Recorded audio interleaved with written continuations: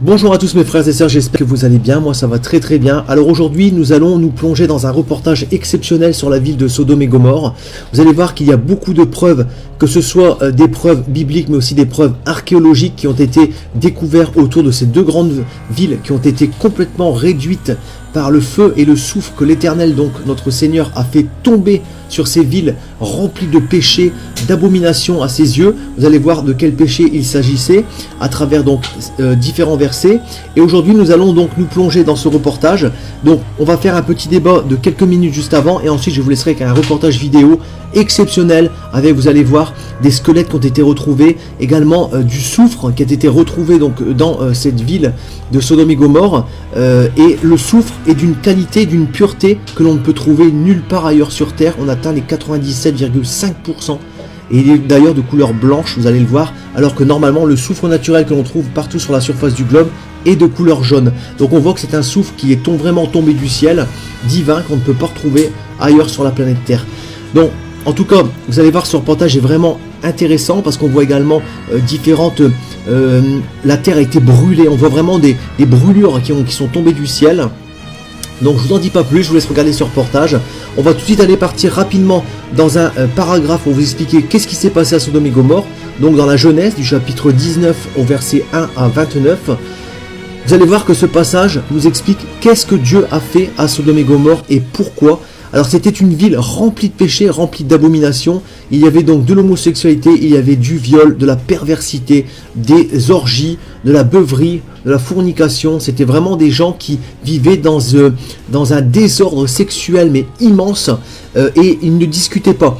Quand ils voulaient quelqu'un, ils défonçaient la porte de la maison, ils rentraient, ils prenaient la personne et ils faisaient ce qu'ils avaient à faire avec lui, sans même lui demander son consentement. Et les gens hurlaient, les gens criaient, les gens avaient peur. Donc il y avait beaucoup de cris, voilà, qui sont montés à l'Éternel. Donc l'Éternel a envoyé deux anges qui sont venus parler à Lot pour lui dire de s'enfuir avec sa famille.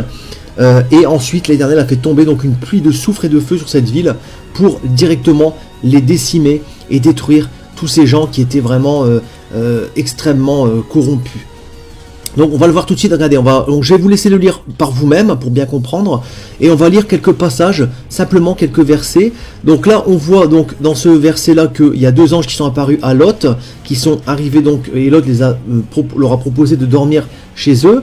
On voit que tout simplement les deux anges sont rentrés dans la maison de Lot et ils ont été aperçus par des habitants de cette ville.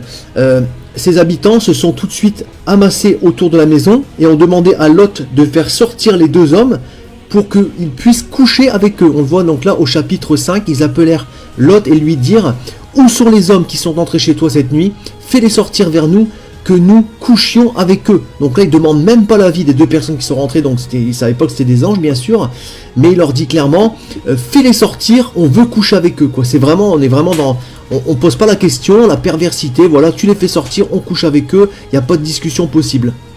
On voit donc dans le chapitre 7 que Lot propose même ces deux filles. Donc regardez, on voit même au chapitre 8, pardon. J'ai ici deux filles qui sont vierges. Je vous les amènerai dehors et vous ferez ce qu'il vous plaira. Seulement ne faites rien à ces hommes puisqu'ils sont venus s'abriter sous mon toit. Lot, sachant que c'était des anges, il a voulu essayer de calmer les tensions en proposant même par amour pour le Seigneur et pour les anges ces deux filles vierges. Les habitants ont refusé, lui ont dit directement au chapitre 9, pousse-toi, voilà, tu n'as rien à dire, tu es un étranger qui est venu séjourner chez nous. Ça c'est ce que les habitants de Sodome et Gomorrhe ont dit donc à Lot.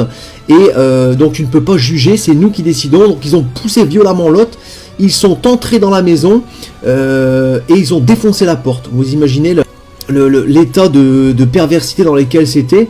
Et là, qu'est-ce qui s'est passé? Les deux anges donc ont aveuglé tous les gens qui étaient en extérieur. Ils ont maîtrisé bien sûr les deux hommes qui sont rentrés dans la maison. Ensuite, les anges ont dit à Lot de prendre les beaux garçons, les belles filles, enfin voilà, tous ceux qui étaient vraiment proches de lui, de sortir de la ville en courant, de s'enfuir. Lot a demandé donc simplement une petite faveur à l'Éternel en lui proposant de rentrer dans une ville qui était proche, qui était petite, pas très très loin de là, qui s'appelle la ville de Tsoar. Ils sont donc réfugiés, l'Éternel a accepté, se sont réfugiés dans cette ville-là. Et ensuite, qu'est-ce qui s'est passé? On le voit donc au chapitre 23, le soleil se leva sur la ville, sur la terre lorsque Lot entra dans Tsoar. Alors l'Éternel fit pleuvoir du soufre et du feu sur Sodome et Gomorrhe, Cela venait du ciel de la part de l'Éternel. Il détruisit ces villes, toute la plaine, tous les habitants des villes et les plantes du sol. Donc vous imaginez, mes frères et sœurs, que là, on est vraiment sur une destruction totale. C'est tombé vraiment sur toute la plaine, pas que sur les deux villes. C'est vraiment tombé sur tous les alentours. Donc voilà, une bonne partie du désert, vous allez voir à l'heure d'aujourd'hui. Et on était donc situé dans un endroit qui est proche de la mer Rouge. Donc maintenant, je vais pas parler plus longtemps. Je vais vous laisser regarder ce reportage que je vais vous commenter. Et vous allez voir par vous-même, de vos yeux, la véracité de la parole de Dieu qui est la Bible. Et vous allez voir que vraiment, c'est vraiment surprenant de trouver des boules de soufre qui sont venues du ciel de la part de l'Éternel. Bon visionnage, et je vous dis à tout de suite. On se retrouve donc sur le site de Tal El Hammam, au nord d'Israël, pas très loin de Jérusalem. Donc avec la Genèse chapitre 13 verset 10, Lot leva les yeux et vit toute la plaine du Jourdain qui était entièrement arrosée. Avant que l'Éternel eût détruit Sodome et Gomorrhe, c'était jusqu'à Tsoar, comme un jardin de l'Éternel, comme le pays d'Égypte. Nous voyons à l'heure d'aujourd'hui que ce site n'est plus que désolation, n'est plus que désert.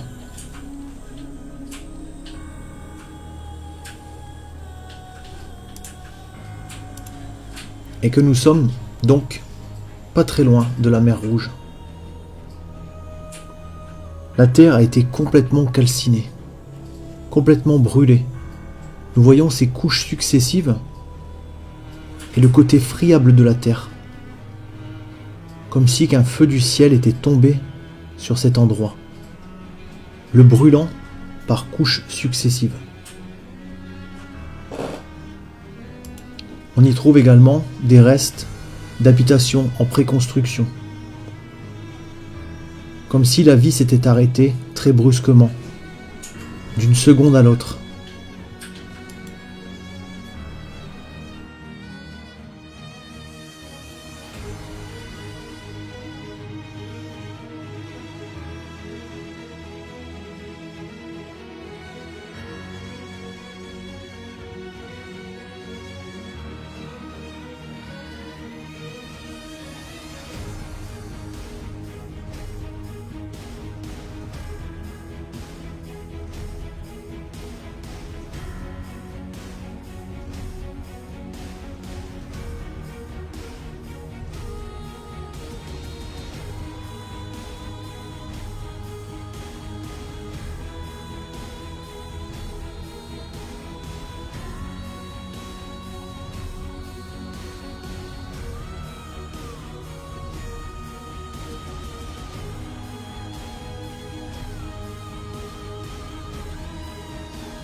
Tout est friable, partout, sur toute la plaine, sur des kilomètres à la ronde.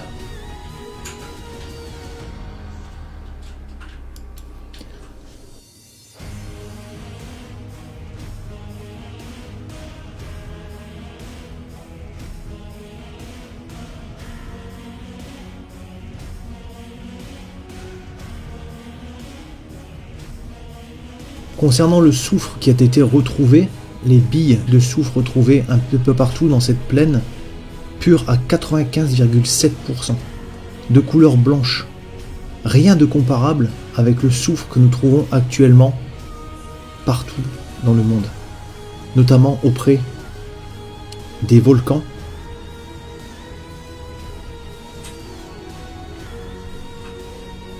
et qui est toujours de couleur jaune.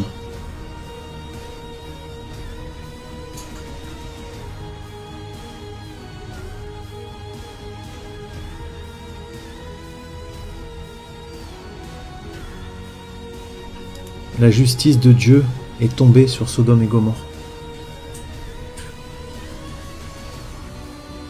Ça y est, finalement, je tombe enfin sur une boule de soufre.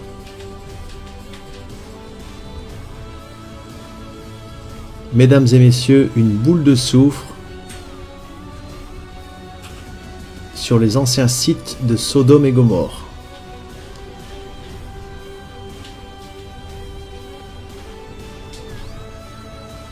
Ce qui est incroyable avec ce soufre, c'est que sa pureté n'est retrouvable nulle part ailleurs dans le monde. 95,7% de pureté.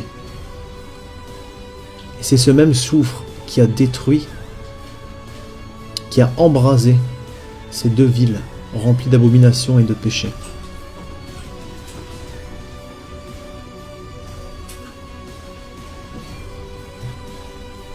J'en ai enfin trouvé une, elle est réelle,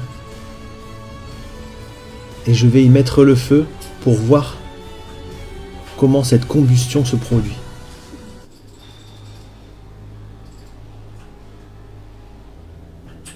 Voyons ce qui se passe.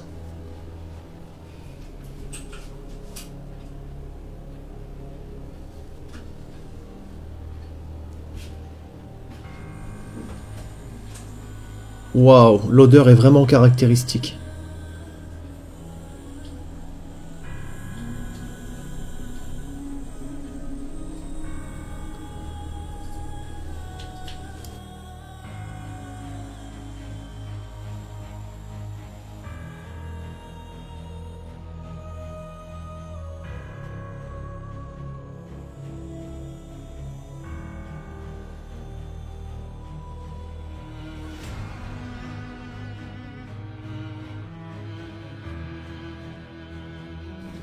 Ce qui est stupéfiant avec ce soufre, c'est qu'il ne brûle pas vers l'intérieur, mais vers l'extérieur.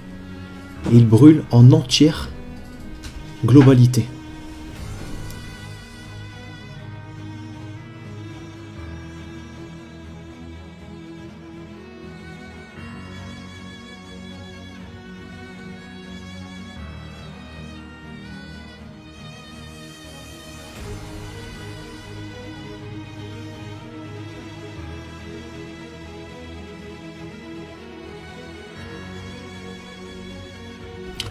Les habitants de Sodome et Gomorrhe ont payé leur prix.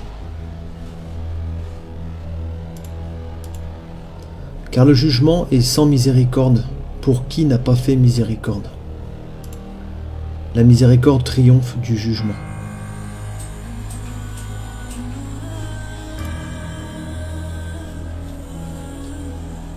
Les habitants de ces deux villes se livraient à l'abomination de l'homosexualité. Ils se livraient à la perversité, aux orgies, au péché, loin des commandements de Dieu. Et la justice divine s'est abattue sur eux.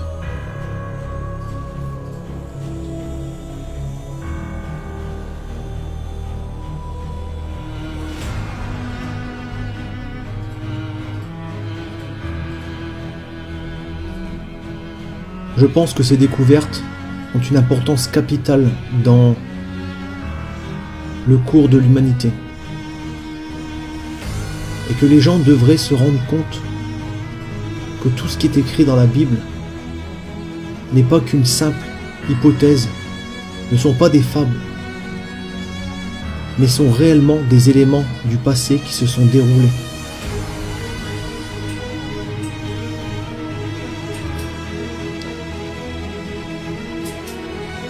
Que le Seigneur a agi avec justice sur les méchants.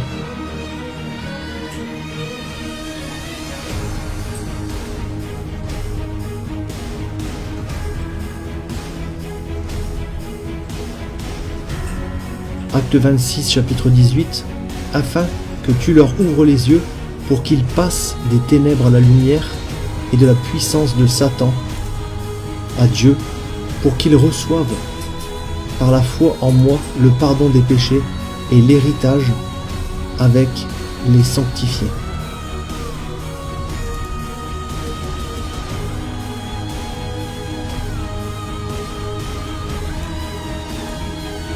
Dieu est réel, le paradis est réel, l'enfer est réel, le diable est bien réel.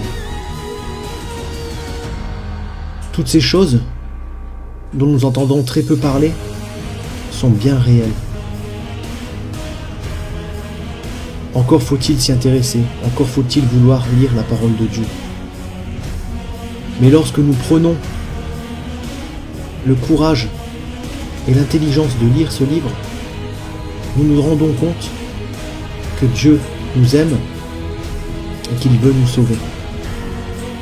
Et qu'il nous a aimés le premier en envoyant son Fils, Jésus-Christ sur terre. Jésus-Christ étant bien sûr le seul chemin qui nous réconcilie avec le Père, nous les hommes pécheurs. Les preuves archéologiques aussi ont parlé. Ces deux squelettes d'hommes entrelacés, morts de façon très brutale, ont eux aussi été retrouvés dans les vestiges de ces deux villes du passé. Dans les vestiges de ces deux villes du passé.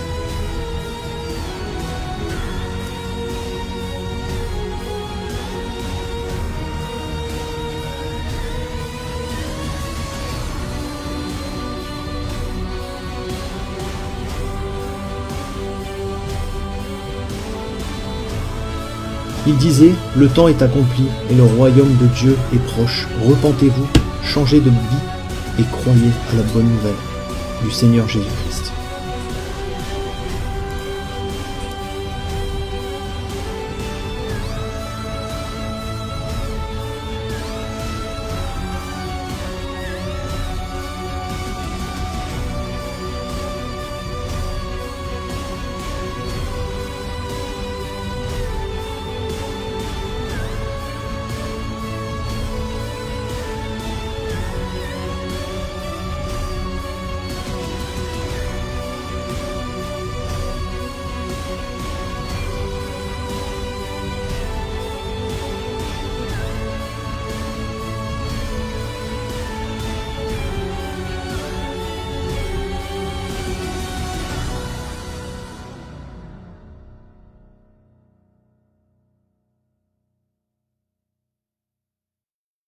Tout pouvoir m'a été donné dans le ciel et sur la terre. Il y a plusieurs demeures dans la maison de mon Père. Si cela n'était pas, je vous l'aurais dit. Je vais vous préparer une place. Et lorsque je m'en serai allé et que je vous aurai préparé une place, je reviendrai et je vous prendrai avec moi, afin que là où je suis, vous y soyez aussi. Vous savez où je vais et vous en savez le chemin. Je suis le chemin, la vérité et la vie. Nul ne vient au Père que par moi. Abraham, votre père, a tressailli de joie de ce qu'il verrait mon jour. Il l'a vu et il s'est réjoui. Si vous me connaissiez, vous connaîtriez aussi mon Père. Et dès maintenant vous le connaissez et vous l'avez vu. Et je vous le dis, avant qu'Abraham fût, je suis. Il y a si longtemps que je suis avec vous. Celui qui m'a vu a vu le Père. Les paroles que je vous dis, je ne les dis pas de moi-même, et le Père qui demeure en moi, c'est lui qui fait les œuvres. Croyez-moi, je suis dans le Père, et le Père est en moi. Cette bonne nouvelle du royaume sera prêchée dans le monde entier, pour servir de témoignage à toutes les nations. Celui qui croira et qui sera baptisé sera sauvé, mais celui qui ne croira pas sera condamné. Je m'étonne que vous vous détourniez si promptement de celui qui vous a appelé par la grâce de Christ pour passer à un autre évangile. Aucun mensonge ne vient de la vérité. Sinon celui qui nie que Jésus est le Christ, celui-là est l'antéchrist, qui nie le Père et le Fils. Quiconque nie le Fils n'a point non plus le Père. Quand un ange du ciel annoncerait un autre évangile que celui que nous vous avons prêché, qu'il soit anathème. Moi, Jésus, j'ai envoyé mon ange pour vous attester ces choses. Je le déclare à quiconque entend les paroles de la prophétie de ce livre. Si quelqu'un y ajoute quelque chose, Dieu le frappera des fléaux décrits dans ce livre. Et si quelqu'un retranche quelque chose des paroles du livre de cette prophétie, Dieu retranchera sa part de l'arbre de la vie et de la ville sainte décrits dans ce livre. Ces paroles sont certaines et véritables. Et le Seigneur, le Dieu des esprits des prophètes, a envoyé son ange pour montrer à ses serviteurs les choses qui doivent arriver bientôt. Et voici, je viens bientôt. Heureux celui qui garde les paroles de la prophétie de ce livre.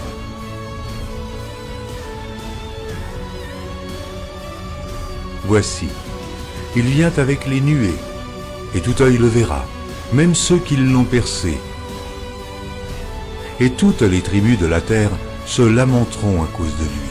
Oui. Amen. Je suis le rejeton et la postérité de David, l'étoile brillante du matin.